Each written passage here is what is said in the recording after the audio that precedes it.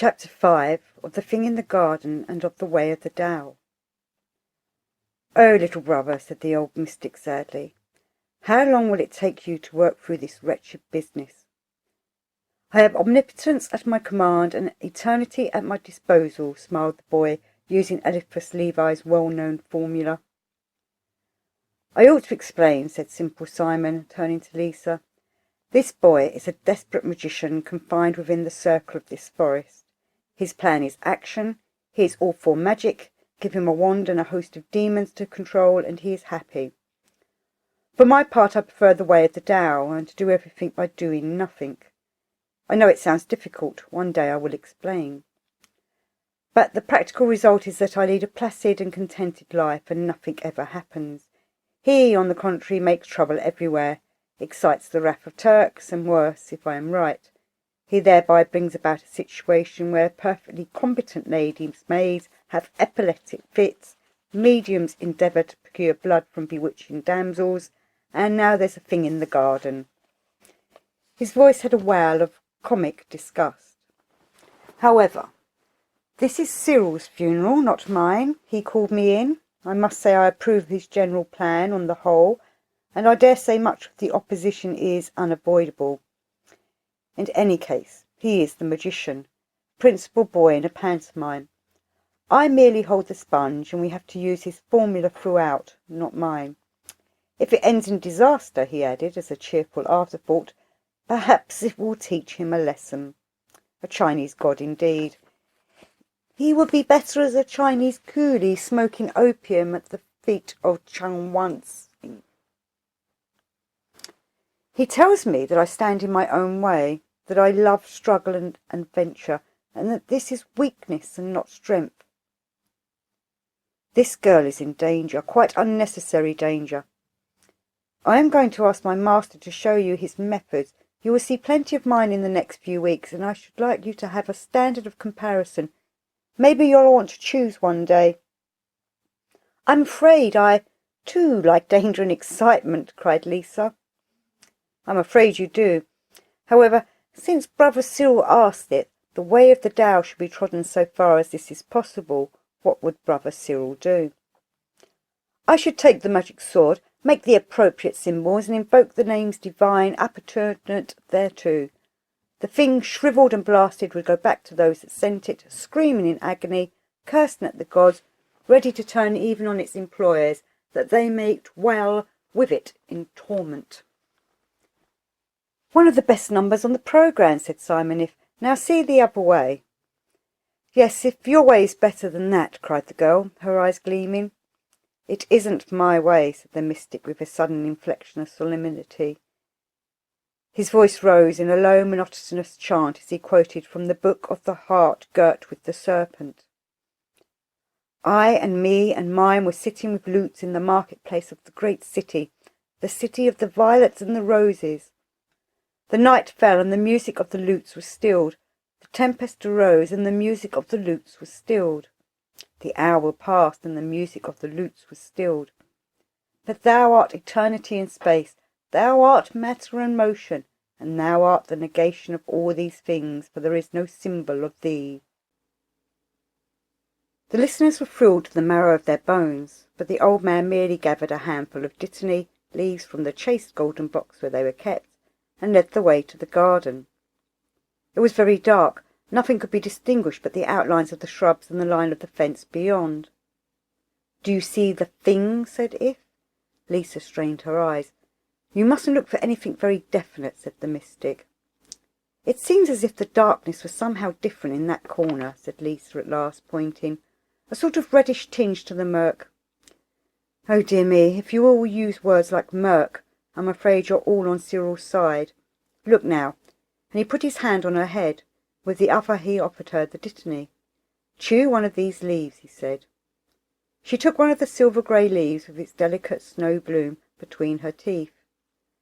"I can see a sort of shapeless mass, dark red," she said after a pause. "Now watch," cried If. He took several steps into the garden and raised his right hand. "Do what thou wilt shall be the whole of the law," he proclaimed in such a voice as once shook Sinai. Then he threw the rest of the dittany in the direction of the thing. By all the powers of the pentagram, shouted Cyril Grey. He's deliberately making a magical link between it and Lisa. He bit his lip and cursed himself in silence. He knew he had been startled out of prudence. Simon If had not noticed the outburst. He quoted the Book of the Law. "Be strong," he cried. "Enjoy all things of sense and rapture. There is no God that shall deny thee for this." The thing became coherent. It contracted slightly. Lisa could now see that it was an animal of the wolf type, cogent. The body was as big as that of a small elephant. It became quite clearly visible. It was a dull, fiery red. The head was turned towards her, and she was suddenly shocked to see that it had no eyes. The old man advanced towards it. He had abandoned his prophetic attitude. His whole gait expressed indifference, no, forgetfulness. He was merely a quiet old gentleman taking an evening stroll. He walked right into the thing. Suddenly, as it enveloped him, Lisa saw that a faint light was issuing from his body, a power of phosphorescence which kindled warmly as he went. She saw the edges of the things contract as if they were sucked inwards. This proceeded, and the light became intense. About a burning ovid core dawned and vibrated the flashing colours of the rainbow. The thing disappeared completely. At the same moment the light went out. Simon If was once again merely an old gentleman taking an evening stroll. But she heard a soft voice, almost as faint as an echo. It murmured, "Love is the law, love under will." "Let us go in," said he as he rejoined them. "You must not catch a chill." Lisa went to the divan. She said nothing. She was stupefied by what she had seen. Perhaps she even lost full consciousness for a moment, for her next impression was of the two men arguing. "I agree," Cyril was saying. "It is very neat and shows the restraint of the great artist. But I am thinking of the man behind the gun. I should have struck terror into him." "But fear is failure," protested If mildly, as if surprised. "But we want them to fail."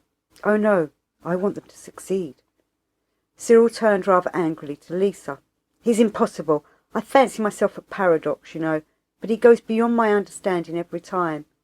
I'm an amateur, and a rotten amateur at that." "Let me explain," said simple Simon. "If everybody did his will, there would be no collision. Every man and every woman is a star. It's when we get off our orbits that the clashes come. Now if a thing gets off its orbit and comes into my sphere of attraction, I absorb it as quietly as possible, and the stars sing together again." "Phew," said Cyril, and pretended to wipe the sweat from his brow. "But weren't you in danger from that devilish thing?" asked Lisa, with the memory of a great anxiety. She had trembled like an aspen during the scene in the garden. "The rhinoceros," quoted Simon If, "finds no place in him into which to thrust its horn, nor the tiger a place in which to fix its claw, nor the weapon a place to admit its point, and for that reason, because there is in him no place of death." "But you did nothing. You were just acting like an ordinary man. But I think it would have been death for anyone but you." "An ordinary man would not have touched the thing.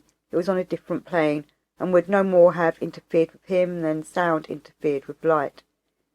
A young magician, one who had opened a gate onto that plane, but had not yet become master of that plane, might have been overcome.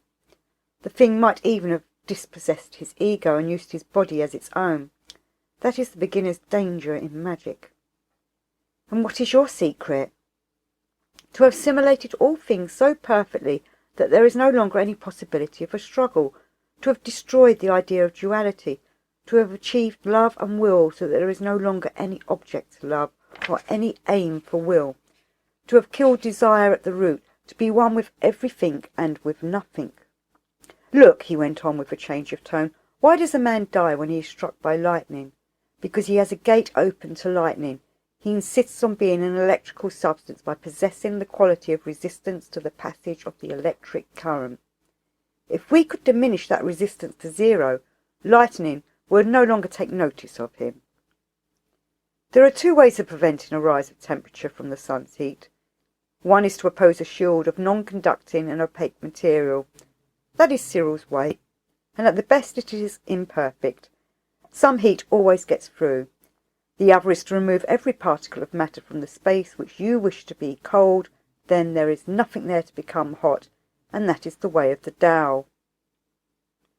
Lisa put an arm around Cyril's neck and rested her head on his shoulder. I shouldn't know how to begin, she said, and I know it would mean giving up Cyril. It would mean giving up yourself, retorted the mystic, and you'll have to do it one day, but be reassured. Everybody has to go through your stage, and unless I'm mistaken, you're about to go through it in a particularly acute form. I've tried the Tao, said Cyril, half regretful, but I can't manage it. The old man laughed. You're like the old man in the storm who realised that he would be warmer elsewhere, so he decided to diminish the amount of himself by removing his clothes and only found it colder. It gets worse and worse till the moment when you vanish utterly and forever. But you have only tried half measures. Naturally you have found your will divided against itself, the will to live against the will to nirvana, if I may call it so, and that is not even good magic. The boy groaned inwardly. He could understand just enough to realise how far the heights reached above him. His heart almost failed him at the thought, which was instinctive knowledge, that he must scale them whether he would or no. Take care, suddenly cried Simon If. At almost the same instant a terrible scream shrilled out from a neighbouring studio. It is my fault, murmured the old man humbly. I divided his will. I have been talking like an old fool. I must have been identified with Simon If for a moment. Oh, pride, pride! But Cyril Grey had understood the warning. He rose to his full height and made a curious gesture. Then, with a grim face, he ran out of the studio. In a moment he was battering at the door of his neighbour. It burst open under the momentum of his shoulder. A woman lay upon the floor. Over her stood the sculptor, a blood-stained hammer in his hand. He seemed absolutely dazed. Grey shook him. He looked round stupidly. "What have I done?" he said. "Nothing," snarled Cyril. "I did it. I. Quick! Can we save her?" But the sculptor burst into lamentation. He was incapable of anything but tears. He flung himself upon the body of his model and wept passionately. Cyril gritted his teeth. The girl was on the borderland. "Master!" he cried in a terrible voice. "In a case of this kind," said simple Simon, who was standing unperceived within a foot of him, "when nature has been outraged, an attempt made to interfere violently with her laws, it is permissible to act, or rather to counteract, just so much as is necessary to restore equilibrium. There was a seed of quarrel in the hearts of these young people. The blow aimed at you, when your own will became divided, struck aslant their own division, attracted the murder force to them. I will administer the medicine." He took a flask from his pocket, put a drop of the contents on the lips of the girl and one in each nostril. He then sprinkled a little upon a handkerchief and put it to the wound on her head. Suddenly the sculptor rose to his feet with a great cry. His hands were covered in blood which streamed from his own scalp. "Quick, back to the studio," said Simon. "We don't want to make explanations. They'll both be all right in 5 minutes, and they'll think it's all a dream, as indeed, like the rest of things, it is." But Cyril had to carry La Giuffria. The rapid successions of these mysterious events had ended by throwing her consciousness completely out of gear. She lay in a deep trance. "A very fortunate circumstance," remarked Simon when he observed it.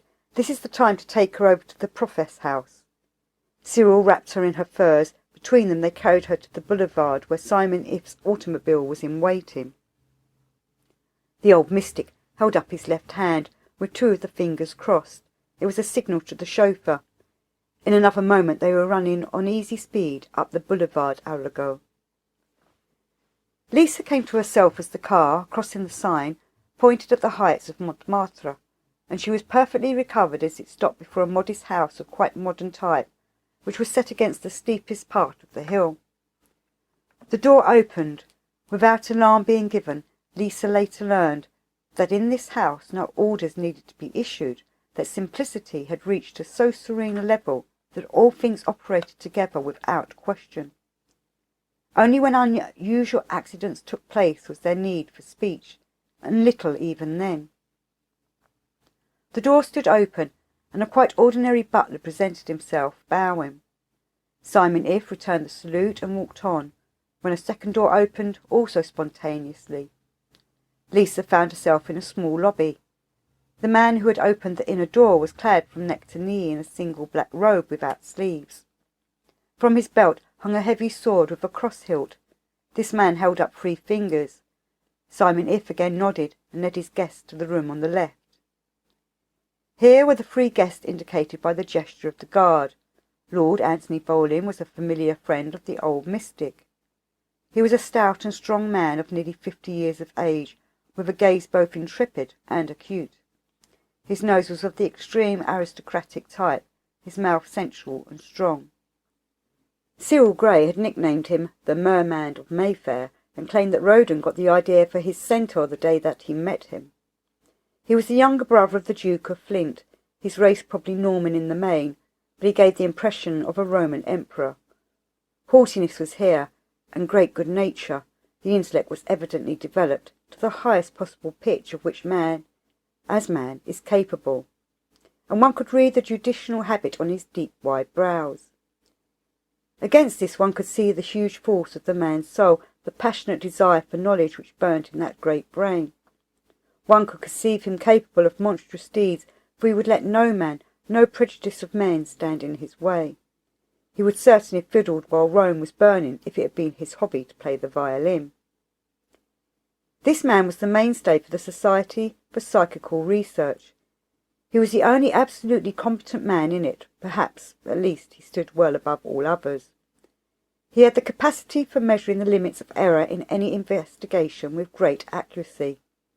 Just as the skilful climber can make his way on rotten chalk by trusting each crumbling fragment with just that fraction of his weight which will not quite dislodge it, so Lord Anthony could prepare a sound case from worthless testimony.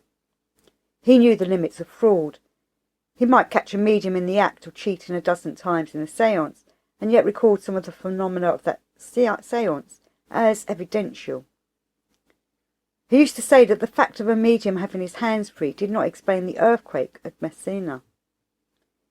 If this man had ever caused people to distrust his judgment, nobody but an imbecile could have doubted his sincerity. The cause lay in his power to fool the mediums he was investigating to the top of their bent. He would enter into every phase of their strange moods as if he had been absolutely one with them in spirit. Then, when they were gone, he would withdraw and look at the whole course of events from without, as if he had had no share in them. But people who saw him only in the first phase thought him easily hoodwinked. The second of the guests of Simon If, or rather of the order to which he belonged, was a tall man bowed with ill health. A shock of heavy black hair crowned a face pallid as death itself, but his eyes blazed formidably beneath their bushy brows. He had just returned from Burma, where he had lived for many years as a Buddhist monk. The indomitable moral valour of the man shone from him. One could see in every gesture the marks of his fierce fight against a dozen deadly sicknesses. With hardly a week of even tolerable help in any year, he had done work that might have frightened the staff of a great university. Almost single-handed he explored the inmost doctrine of the Buddha and thrown light on many a tangled grove of thought. He had reorganized Buddhism as a missionary religion and founded societies everywhere to study and practice it. He had even found time and strength amid these labours to pursue his own hobby of electrical research. Misunderstood, faulted, hampered in every way, he had won through, and he had never violated the precepts of his teacher by raising his voice to denounce error. Even his enemies had been compelled to recognise him as a saint. Simon If had never met him, but he went to greet Cyril with the affection of a brother. The boy had been the greatest of his pupils, but the Mahafarara Fang, as he was now called in his monastery, had long ago abandoned magic for a path very different from that of Simon If. The third man was of very inferior calibre to either of the others. He was of medium height and good build, though somewhat frail. But in him was no great development. One divined a restless intelligence fettered to mere cleverness, a failure to grasp the distinction between genius and talent. He was an expert conjurer, had all the facts of psychic research at his fingers' end, was up in all the modern theories of psychology, but was little more than a machine. He was incapable of refuting his own logic by an appeal to his common sense. Someone having once remarked that we all dig our graves with our teeth, Wake Morningside had started to prove scientifically that eating was the direct cause of death, and that, consequently, absolute fasting would confer immortality. This was, of course, easy to prove in America. He had continued with experiments in weighing souls, photographing faults, and would probably have gone fishing for the absolute if he had only thought of it. He was a prop to the editors of the New York Sunday newspapers, and was at present engaged on writing a scenario for moving pictures in which he was to incorporate the facts of psychical research. Nobody in the world was better aware than he that everything reliable could be packed into a single reel and rattle, but he had undauntingly contracted for a series of 50 5-part pictures. He chewed his chocolate, his latest specific for averting the perils of more complex nutrition, with no idea that these activities might damage his reputation as a research student. And he was really a very clever man, with a quick eye and brain. If he had possessed moral force, he might have been saved from many of his follies. But his belief in his own fads had impoverished his health and made him somewhat hysterical. As a result of this, and of his tendency to exploit his knowledge in second-rate ways, people had begun to doubt the value of his testimony, even in serious matters. For instance, some years before, he had been one of the signatories to a favourable report on a medium named Jansen. The following year he brought the man over to America and made a great deal of money out of the tour. The action destroyed both Jansen and the earlier report. In New York the Scandinavian medium had been exposed, and when Morningside had objected that this did not invalidate the earlier report, his opponent retorted, "No, your presence there does that." But Bolin, with whom he had just crossed from England, knew him better than to think venality of him, and still valued his cooperation in the investigations of alleged spiritualistic phenomena for his extraordinary skill in conjuring, and his practically complete knowledge of every trick that ever had been played, or could be played. In fact, he was Bolin's expert witness on the questions of the limits of possible fraud. Until Simon If and his party entered, these three men had been entertained by a woman. She was dressed in a plain purple robe, made in a single piece. It fell to her feet. The sleeves were long and widening towards the wrist. A red rose upon a cross of gold was embroidered on the breast. Her rich brown hair was coiled over her ears. The face of this woman was of extreme beauty in a certain esoteric fancy. Like her whole body, it was sturdy and vigorous, but there was infinite delicacy, surprising in so strong a model. Her eyes were clear and fearless and true, but one could see that they must have served her ill indeed often enough, for they were evidently incapable of understanding falsity and evil. The nose was straight and broad, full of energy, and the mouth passionate and firm. The lips were somewhat thick, but they were mobile, and the whole expression of the face redeemed any defect of any feature. For while its general physical aspect was severe, even savage, she might have been a Tartar beauty, the bride of a Genghis Khan or a South Sea Island queen, tossing her lovers into the crater of Mauna Loa after killing them in the excess and fantasy of her passion. Yet the soul within shone out and turned the swords to ploughshares. There was pride, indeed, but only of that kind which is, as it were, the buckler on the arm of nobility. The woman was incapable of meanness, of treachery, or even of unkindness. There were terrible fires in the depths of that volcano, but they had been turned to human service. They had been used to heat the forge of art. For this woman was a great singer, and no one outside the order knew of her secret aspirations, or that she retired from time to time to one or the other of the profess houses of the order, there to pursue a mightier transmutation of her being. She greeted Cyril with peculiar warmth. Indeed, it had been she to whom he had once thrown a pair of socks. In a way, it was he that had made her a great artist, for his personality had broken down her dikes. Not till she met him had she ever let herself go. And it was by a magical trick that he had shown her how to use her art as a vehicle for her soul. Later he had brought her into the order, realizing the inestimable value of her virtue, and if she was not its most advanced member, she was its most beloved. They called her Sister Cybele.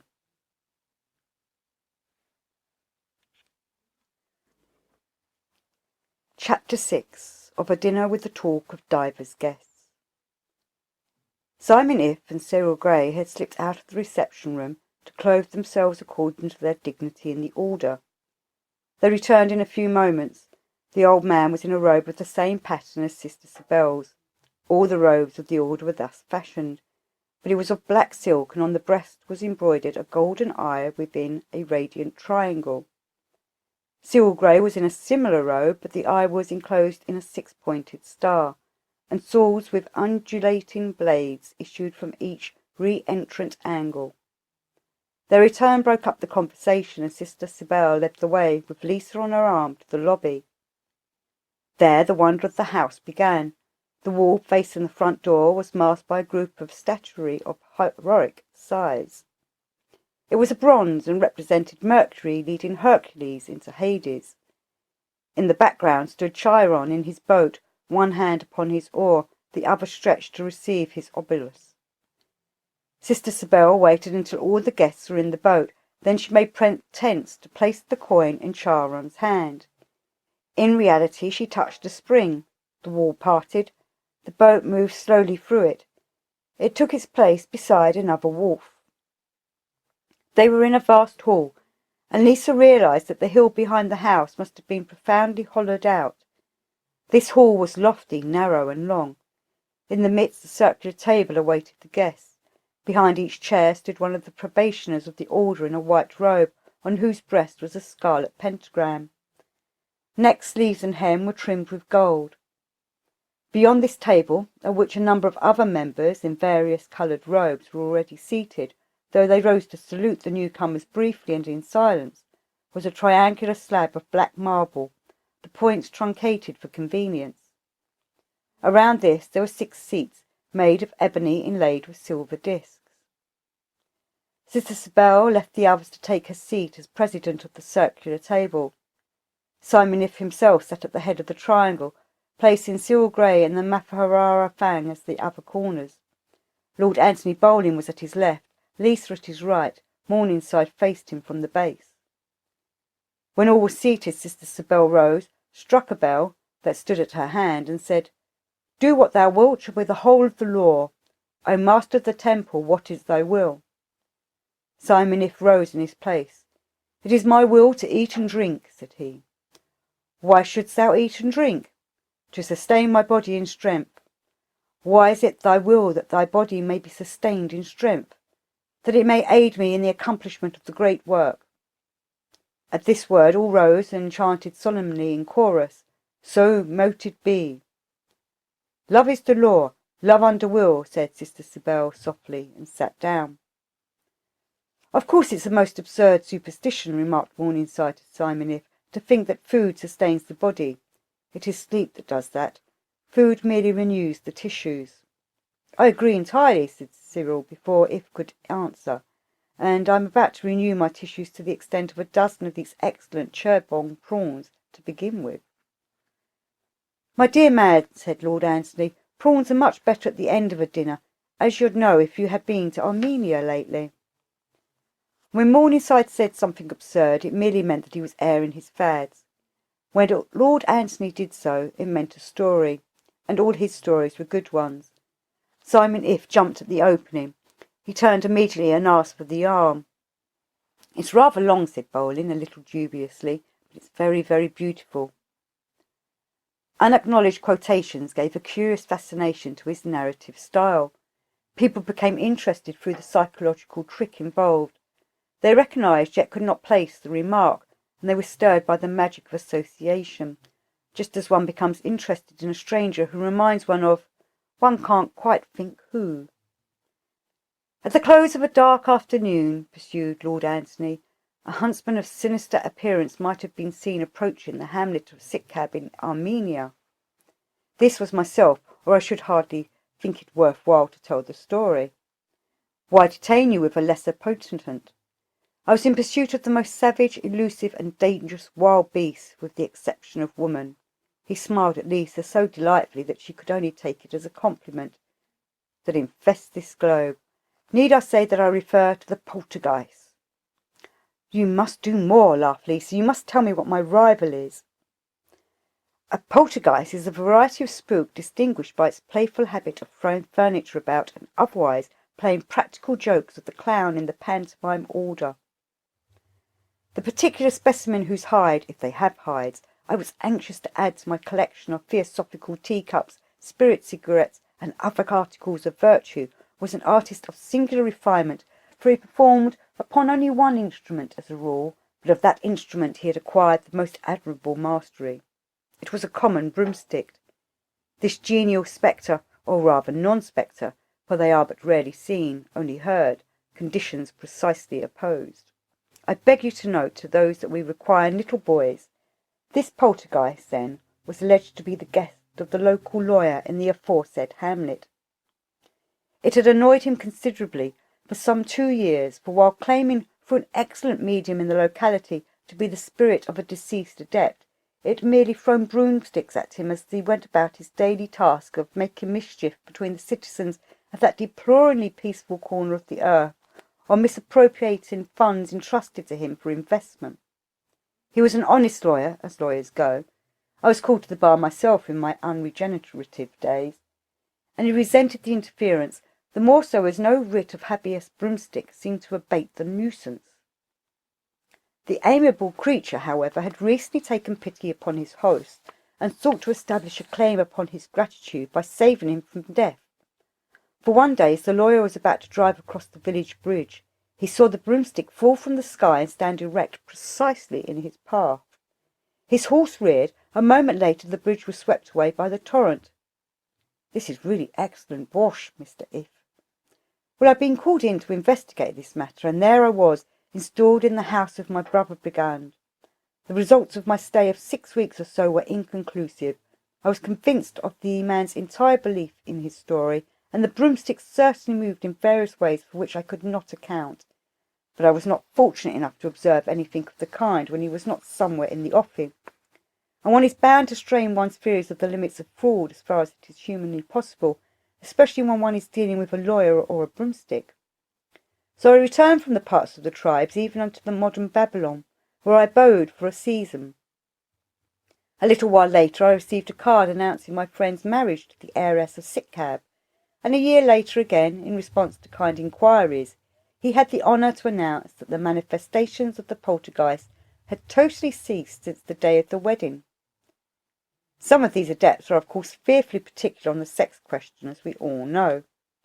Fall for an hour from the austerities of a Galahad, and devil a cigar will precipitate itself into your soup, nor will you be interrupted billiards by the arrival of an urgent message from Tibet, written on non-paper of the kind you purchase in Walham Green if you are a real lady, to the effect that the secret wisdom is beyond the vow, or some other remark evidential of supreme enlightenment, in too much of a hurry to use the regular post.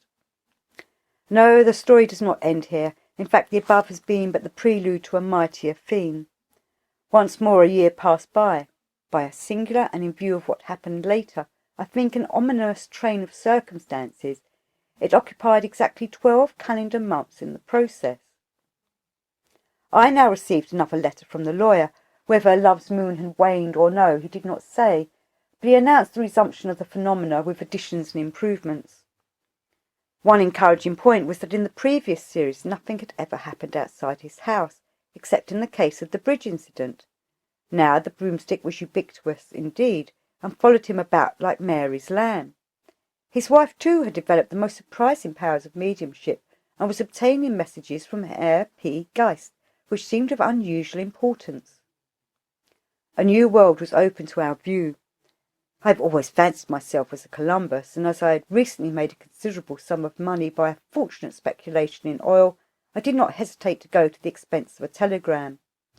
I have always fancied myself as a Caesar, and I endeavoured to emulate his conciseness. "Come stay winter" was the expression employed.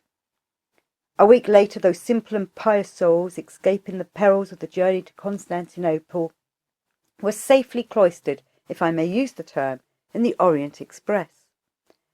They were extricated from Paris by a friend whom I had thoughtfully sent to meet them, and the following day my heart was gladdened by the realization of my dreams, the actual physical presence of my loved ones in my ancestral halls in Curzon Street, those which I rented 2 years ago from Barney Isaacs, or rather from his heirs, for the poor fellow was hanged, as you remember.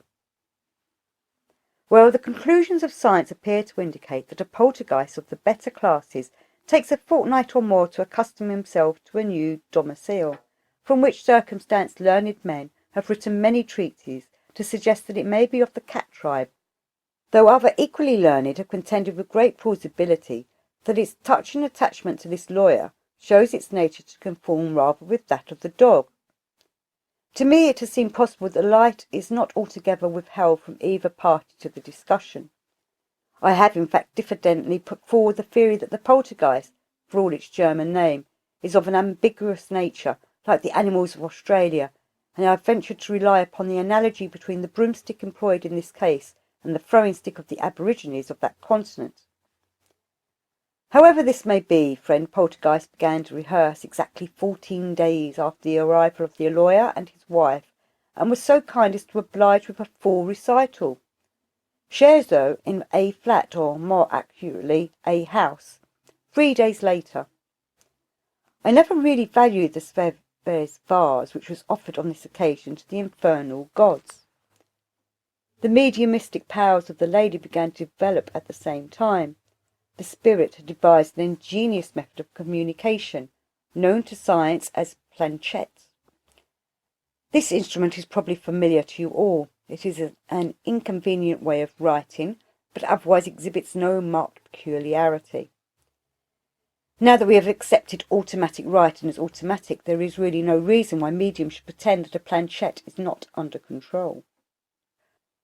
This planchette gave us much invaluable information as to the habits, mode of life, social and other pleasures of various parties deceased, and added, free of all charge, advice which, if followed out, would undoubtedly tend to make me an even better man than I am. It is, however, with regret that I find myself obliged to confess that scientific truth is an even dearer object of my heart than moral beauty, and at the moment I was wholly absorbed in the desire to verify the latest facts about the poltergeist, for these lent great weight to the theory that it was some kind of dog. Under the inspiring intuition of its charming mistress, it had developed these qualities which we associate with the spaniel or the retriever. Even in Armenia it had been wont, when weary of its solos upon the broomstick, to gladden and instruct humanity by putting small articles in places where they should not be. I would occasionally find my socks stuffed tightly into my trousers pocket, or my razor poised upon a mirror, when I realized that morning in the bowl of night had flung the stone that puts the stars to flight, and that the hunter of the east had caught the sultan's turret in a noose of light. But in the second series of phenomena, the faithful and intelligent animal had done far more than this, bringing into the house various objects from afar. It was evidently appreciated in the beyond, so the poltergeist's reach should exceed his grasp. One day, in the wonderful month of May, with all its flowers ablossom, the planchette produced an exceedingly mysterious message. As far as we could understand him, he would bring more evidence of his presence. Proof was one of the words used. I remember that very distinctly, and the message ended with a sudden transition, "Look out for game."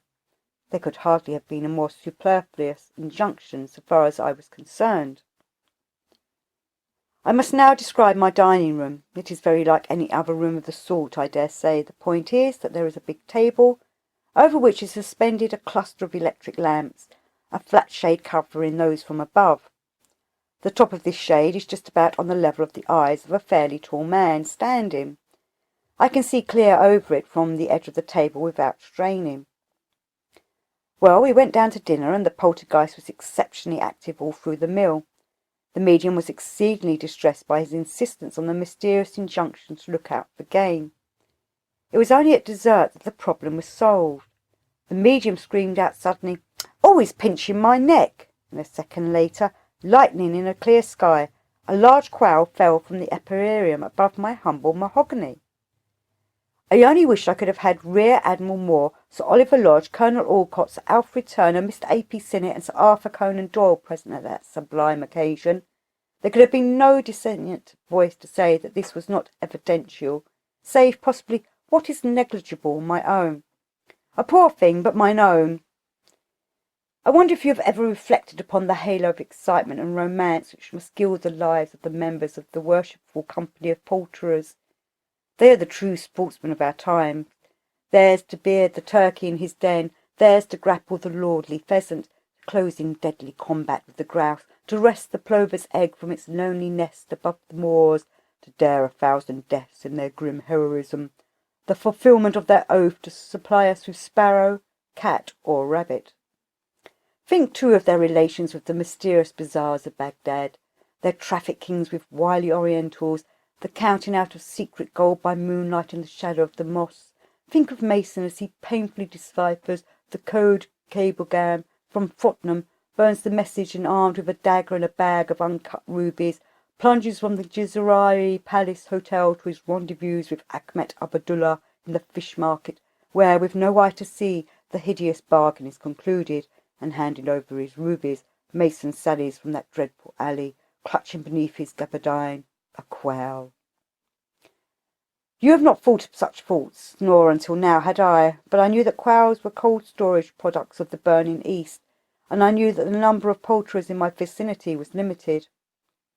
Early the next morning I visited in turn these respectable tradesmen, the third of whom remembered the sale of a quail to a lady on the previous day. Both quail and lady answered to the descriptions I had in mind. It had been the custom of my guests to walk abroad in the afternoons, now singly, now together, now with one another of the members of my household. On this particular day I begged the medium to permit me the honour of escorting her. She agreed with characteristic amiability, and once in the street I pleaded with her like a child to tell me a story. I said that I was sure she had a nice story to tell me, but no, it appeared not. In the course of our ambulation we came, surely led by some mysterious providence, to the very poulterer whom I had seen in the morning. I led her to that worthy man. "Yes, my lord," he replied to my urbane question with affable obsequence. "This is the lady to whom I sold the quail." She contradicted the statement brusquely. She had never been in the shop in her life. We proceeded on our walk. "Tell me," I said, "exactly what did you do when you were out yesterday?" "Nothing at all," she answered. "I went and sat in the park for a little. Presently my sister came and sat down with me, and we talked for a little. Then she went away and came back in about half an hour. We talked some more, and then I came away back to Curzon Street." On our return I questioned her husband. "Sister," he exclaimed. "She never had a sister." The mystery was cleared up. It was a case of double personality. There was, however, still one small point. How did that spirit quail get onto the table?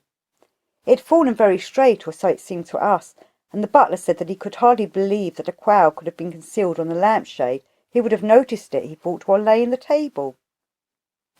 The experiments continued. Some time later, Brother Poltergeist permitted himself some allusions to fish in the best possible taste, and I took my precautions accordingly. Before dinner I slipped downstairs and made a thorough search of the dining-room.